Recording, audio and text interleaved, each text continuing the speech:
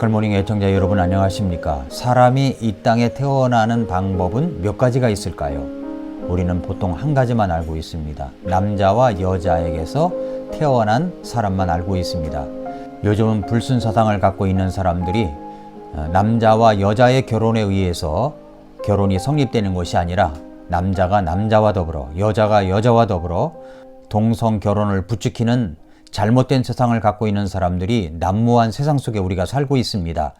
그런 불순한 사상을 갖고 있는 사람들이 법안을 통과시키기 위해서 밀어붙이고 있는데 이것은 하나님을 반역하는 행위입니다.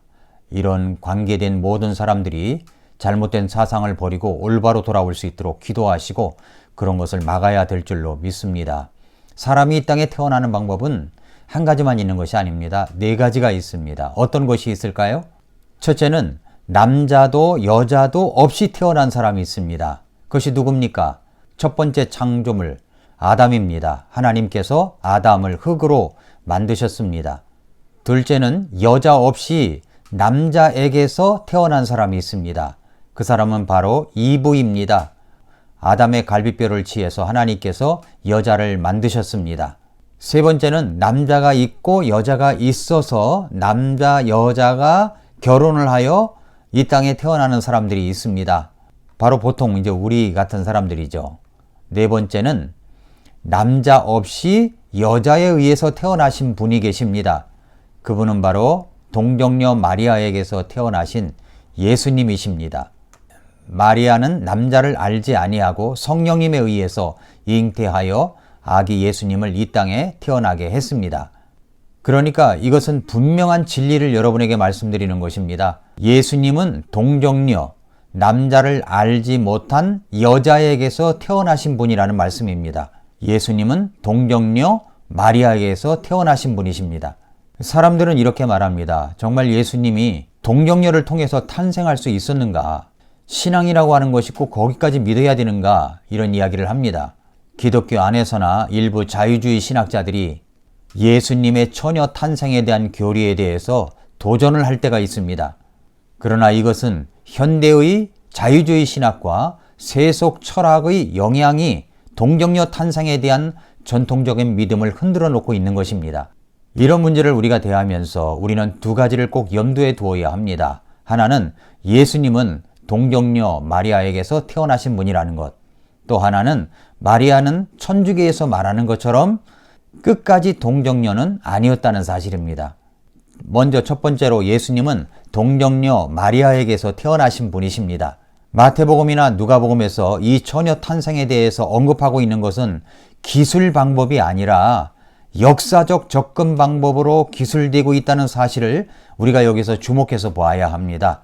마태복음 1장은 유대 민족의 제왕들의 역사적 사실을 취급하면서 역사의 한 토막으로 처녀 탄생의 교리를 이야기하고 있습니다. 누가복음은 더 인상적입니다. 누가복음은 누가가 기록했습니다. 누가는 기독교 역사가 아닌 세속적인 역사학자들에게까지 1세기에 나타난 가장 훌륭한 역사가로 지목받는 인물입니다. 더군다나 이 누가의 직업은 의사였습니다. 우리는 동정녀 탄생에 대한 교리가 가장 정확하게 기록된 누가복음이 의사의 손에 의해서 기록되었다는 사실을 우리가 눈여겨봐야 됩니다. 즉, 이 의사의 마음속에도 예수 그리스도의 동정녀 탄생은 움직일 수 없는 역사적 사실로 다가왔다는 점을 발견해야 한다는 것입니다.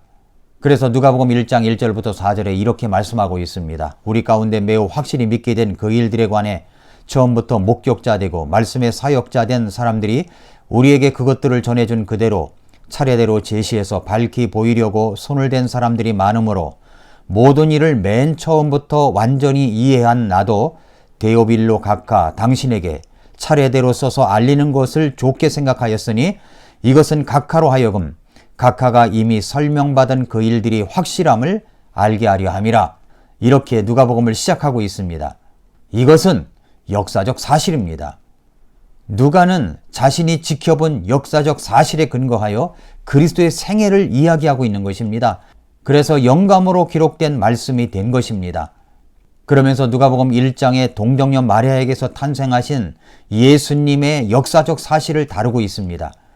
예수님이 탄생하기 전 이미 700여 년 전에 예수님의 탄생을 고지하고 있는 말씀이 있습니다. 이사야 7장 14절에서 그러므로 주께서 친히 한 표적을 너희에게 주시리라. 보라, 처녀가 수태하여 아들을 낳고 그의 이름을 임마누엘이라 하리라 라고 말씀을 했습니다.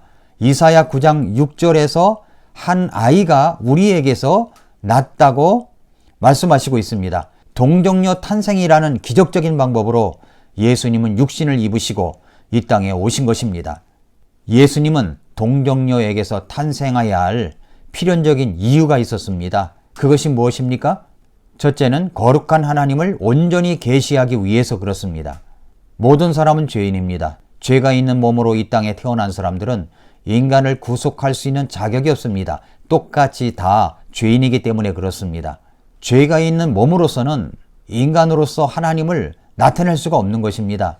하나님께서는 자신의 영광과 아름다움과 거룩함을 온전히 인간에게 알게 하기 위하여 이 땅에 특별한 방법으로 오셔야 했던 것입니다. 요한복음 1장 18절에서는 아무도 어느 때나 하나님을 보지 못하였으되 아버지 품속에 계신 독생자께서 그분을 밝히 드러내셨느니라 라고 말씀했습니다. 골로새서 1장 15절에서는 그분께서는 보이지 아니하시는 하나님의 형상이시요 모든 창조물의 처음 난 자이시니 라고 말씀했습니다. 예수님의 제자 중 빌립이 어느 날 예수님을 찾아와서 이렇게 물었습니다. 선생님, 아버지 하나님을 한 번만 딱 보여주십시오. 그러면 족하겠나이다. 그러자 예수님께서는 나를 본 자는 아버지를 보았느니라 라고 말씀을 하셨습니다. 그분은 하나님이셨습니다. 그분은 초자연적인 모습으로 이 땅에 탄생하신 것입니다. 왜 예수님은 이 땅에 동정녀에게서 탄생하셔야만 했습니까? 두 번째는 예수님의 동정녀 탄생은 하나님의 말씀을 이루기 위하여 그랬던 것입니다. 구약에서 이미 메시아의 동정녀 탄생에 대한 대언을 이야기하고 있습니다. 만약 예수님께서 처녀 몸에서 탄생하지 않으셨다면 구약의 예언은 모두 다 거짓말이 되는 것입니다. 그래서 마태복음 1장 22절부터 23절에서 이제 이 모든 일이 일어난 것은 주에 관하여 대언자를 통해 말씀하신 것을 성취하려 하심이라. 이르시되 보라, 처녀가 아이를 베어 아들을 낳을 것이요 그들이 그의 이름을 임마누엘이라 하리라 하셨으니 이것을 번역하면 우리와 함께 계시는 하나님의 뜻이라 라고 하신 것, 이것을 성취하시기 위해서 예수님은 동정녀 마리아에게서 탄생을 하셨던 것입니다. 세 번째 이유는 인간을 구속하시기 위하여 그랬던 것입니다. 구약에서는 사람들이 지은 죄를 용서받기 위해서는 하나님 앞에 희생물을 바쳐야 했습니다. 그들을 위하여 희생물이 된 동물은 흠도 없고 티도 없는 그런 희생물이어야 했습니다. 죄가 있는 것은 죄 있는 것을 대신할 수가 없었습니다. 그러니까 이 땅에 태어난 사람들은 죄가 없는 사람, 흠과 티가 없는 사람이어야만이 다른 사람의 죄를 대신할 수가 있었던 것이죠. 그래서 예수님께서는 이 땅에 죄 없는 몸으로 이 땅에 태어나셔야만 했던 것입니다. 그래서 남자를 빌리지 않은 여자의 몸에서만 태어나신 것입니다. 예수님은 동정녀 마리아에게서 태어나셨습니다. 이것은 틀림없는 사실입니다. 이 믿음은 예수님이 동정녀 마리아에게서 태어나셨다는 믿음은 대단히 중요한 것입니다. 왜 중요합니까? 그 첫째 이유가 그것이 우리의 예수 그리스도에 대한 생각, 그리스도의 관을 결정하기 때문입니다. 벤자민 워필드라고 하는 유명한 신학자가 이런 이야기를 했습니다. 동정녀 탄생을 믿지 못하는 사람을 내게로 데리고 오라. 그 사람은 예수 그리스도가 하나님이라는 사실도 믿지 않을 것이다. 이렇게 이야기를 했습니다. 또 그는 반대 이야기도 했습니다. 예수님의 신성을 믿지 않는 사람을 내게로 데려오라. 그는 틀림없이 예수님의 탄생도 믿지 않는 사람일 것이다. 그렇습니다. 예수 그리스도께서 하나님 되심을 믿는다면 그 하나님의 역사와 시간 속에 들어오시기 위하여 그분께서 초자연적으로 동정녀 몸에서 탄생이 필요했다는 사실을 믿는 데는 아무런 어려움이 없습니다. 또 동정녀 탄생을 믿는 사람은 예수 그리스도의 신성도 믿는 것입니다. 왜 동정녀 탄생의 믿음이 중요합니까? 두 번째 이유는 그것이 우리의 성경관을 결정하기 때문입니다. 성경은 1.1획도 오리가 없는 하나님의 말씀입니다. 만약에 예수님께서 동정녀 탄생을 하시지 않았다고 믿는다면 그 사람은 성경도 믿지 않을 것입니다. 만약에 그렇다면 성경은 거짓의 책이 되는 것입니다.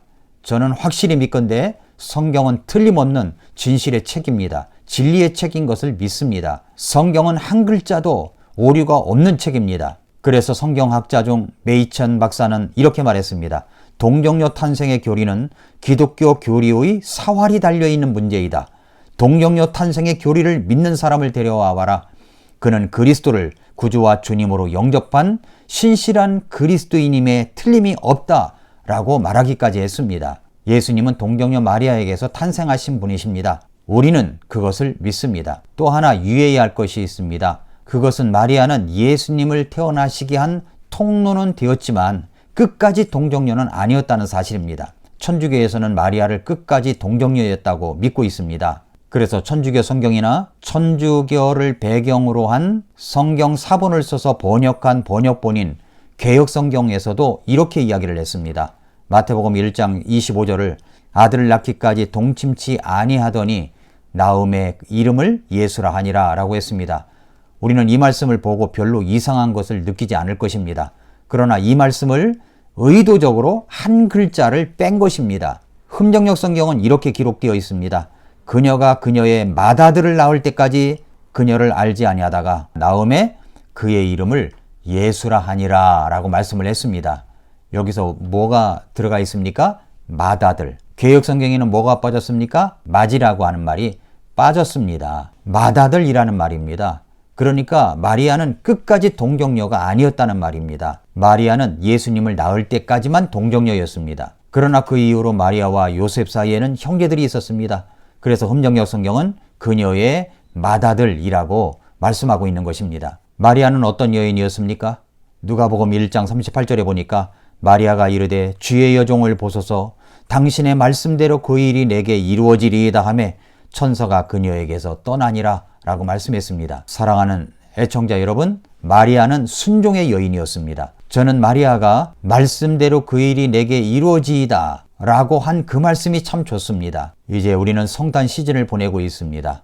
예수님이 이 땅에 오셨다는 사실을 우리가 축하하면서 예수님이 탄생하기까지 순종한 사람들의 모습을 보며 우리들도 말씀에 순종하는 사람으로 이어져야 될 것입니다. 마리아처럼 순종으로 살아가는 저와 여러분들이 될 수 있기를 축복합니다.